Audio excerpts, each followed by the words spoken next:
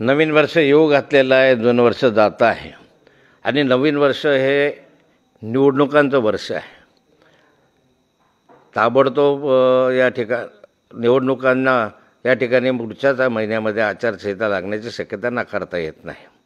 आणि त्या बरोबरीला लोकसभेच्या निवडणुका आहेत, विधानसभेच्या निवडणुका आहेत, त्याच्यानंतर जिल्हा परिषदेच्या निवडणुका होतील, नगरपंचायतीच्या होतील आणि यामधून सारं वर्ष हे निवडणुकांचं आणि निवडणुकीच्या आचारसंहितेच्या सावटाखाली जाईल.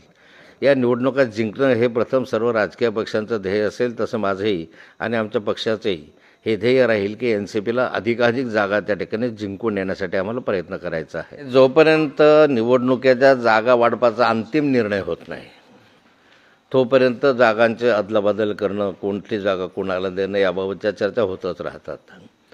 महाविकास आघाडीच्या जागांच्या संदर्भातला जो आहे तो अंतिम टप्प्यात आलेला आहे, चर्चा अंतिम टप्प्यात आलेली आहे. प्रकाश आंबेडकरांनी या ठिकाणी महाविकास आघाडीत यावं असाही काही प्रयत्न त्यामधून होतो आहे आणि मला वाटतं की प्रकाश आंबेडकर महाविकास आघाडीमध्ये समाविष्ट होतील आणि या जागांचा जो आज तुम्हाला तिढा वाढतोय तो त्या माध्यमातून जरी आज तुम्हाला वाटत असलं तरी मला असं वाटतं की चर्चेद्वारे हे सारे प्रश्न सुटतील.